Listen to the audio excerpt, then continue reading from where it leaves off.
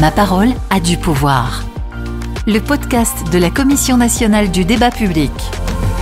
Delta FM en partenariat avec la Commission nationale du débat public. Depuis le 17 septembre, on évoque dans le Dunkerquois, mais partout, même sur la région, l'installation potentielle, probable de nouveaux EPR, les EPR de type 2, c'est-à-dire de nouvelles installations nucléaires, des réacteurs de nouvelle génération. Ce sera à Gravelines.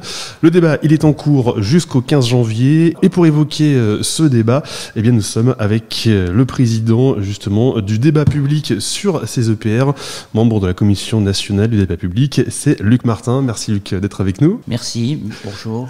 Comment ça se passe pour l'instant ? Alors, on a déjà eu de très nombreuses réunions, il y a eu évidemment beaucoup de participation sur les réseaux sociaux, sur le site internet, parce qu'on le rappellera encore une fois tout à l'heure, mais il y a un site internet qui est dédié justement à ce débat sur l'installation, je dis potentielle pour l'instant, parce qu'encore une fois, on est justement sur le débat public, sur ces EPR, il y a du débat justement. Alors la Commission nationale du débat public, autorité administrative indépendante, que je représente ici dans le cadre de ce débat, est donc en pleine action depuis effectivement le 17 septembre dernier. Nous sommes à mi-parcours aujourd'hui de ce débat et donc on s'interroge avec les participants sur la qualité du débat qui a eu lieu jusqu'à aujourd'hui et sur la façon de l'adapter pour mieux répondre aux attentes du public. Car la mission de la CNDP, c'est vraiment de garantir à l'ensemble de nos concitoyens un droit fondamental, c'est le droit d'être informé et de participer à l'ensemble des réflexions sur les projets susceptibles d'impacter l'environnement. Ce droit est inscrit dans le bloc constitutionnel de notre République et nous sommes garants de sa défense et de son application. Alors justement, vous savez à quoi, entre guillemets, la commission Notre objectif, c'est déjà que le projet soit présenté, l'ensemble des projets sur lesquels on travaille, les projets soient présentés de la façon la plus claire, la plus transparente, la plus compréhensible pour tous les publics. Ensuite, c'est que ces publics aient la possibilité de s'exprimer, d'émettre leur avis, de poser des questions. Et nous sommes garants du fait que toutes les questions auront une réponse. Donc on s'engage à ce que toutes ces questions soient répercutées aux porteurs du projet, éventuellement à l'État, si ça concerne l'État français. Le compte-rendu que nous réaliserons à l'issue de ce débat, nous avons 2 mois pour rédiger ce compte-rendu. Ce compte-rendu reprendra l'ensemble des thèmes principaux qui auront été développés, sans faire de quantitatif, mais plutôt sur la qualité des arguments, et nous ferons des préconisations pour la poursuite du dialogue environnemental autour de ce projet. S'il y a débat, c'est qu'il y a forcément un très gros dossier derrière, parce qu'à chaque fois qu'il y a évidemment la Commission nationale du débat public qui rentre en jeu, c'est pour évoquer souvent donc des très très gros projets.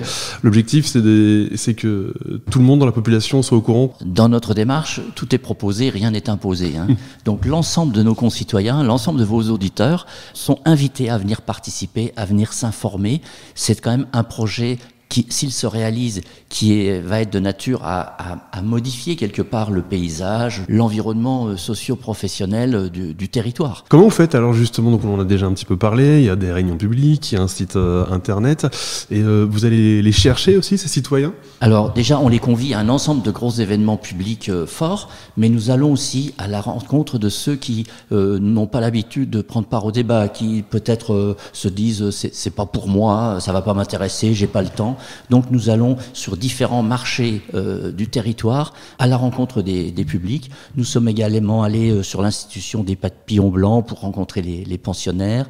Nous sommes allés aussi au centre pénitentiaire de Dunkerque rencontrer les détenus volontaires pour évoquer avec eux ce projet. Enfin voilà, nous essayons d'élargir le plus largement possible les publics concernés. C'est incroyable, comment ça s'est passé dans la prison du coup Eh bien écoutez... Déjà vous êtes là, c'est qu'a priori... Oui, donc j'ai réussi à ressortir.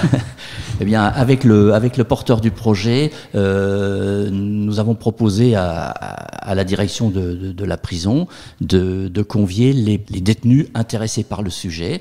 Et donc, nous avons rencontré 9 détenus absolument passionnés et qui, pendant 3h30, nous ont bombardé de questions sur les différentes facettes de ce projet, qui, je le rappelle, va constituer s'il se poursuit, des phases importantes, puisque le démarrage sera dans 5 ans et la mise en service du chantier opérationnel sera environ d'ici 15 ans, quoi. Luc Martin du débat public qui est avec nous pour ce podcast pour évoquer donc ce débat public autour de potentiels futurs réacteurs EPR à Gravelines. À chaque fois, ce que vous répétez, à chaque fois qu'on vous voit à la commission, c'est toujours venez participer au débat parce que vous aurez forcément des réponses à vos questions. Oui, ce qu'on a envie de dire au public, et c'est un peu notre slogan d'ailleurs, Madame, Monsieur, votre parole a du pouvoir. Elle a du pouvoir, mais à condition qu'elle soit entendue, qu'elle soit portée. Et au travers de notre compte-rendu, au travers de notre site internet, nous nous engageons à donner le meilleur écho possible à toutes les interpellations du public, quel que soit bien sûr le point de vue, l'opinion.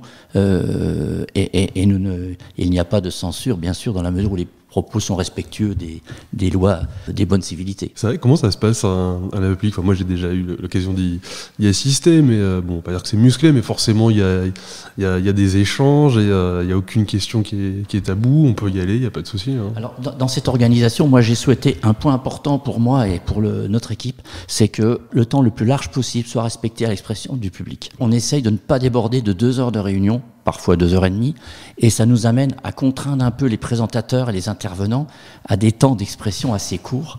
Et ce qui est important aussi, c'est que le plus grand nombre possible de public puisse s'exprimer dans la réunion.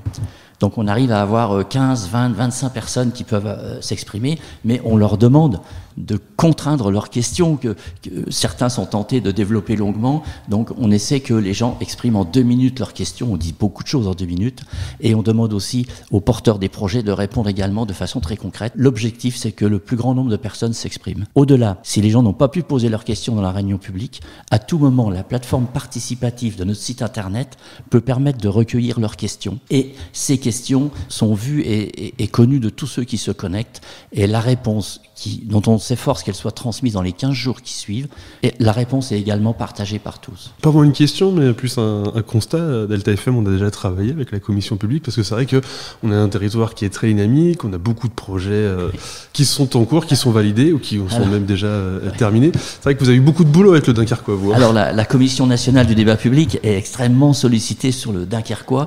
Je peux vous dire que c'est le secteur de France. C'est le secteur de France aujourd'hui où il y a le plus de concertation sur ces dernières années.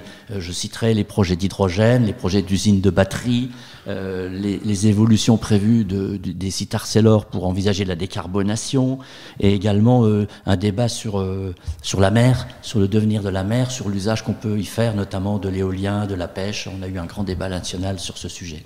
Si je me fais l'avocat du diable, il y a beaucoup de gens qui vont vous dire oui, mais de toute façon, le débat public, ça sert à rien, le projet, il est déjà acté.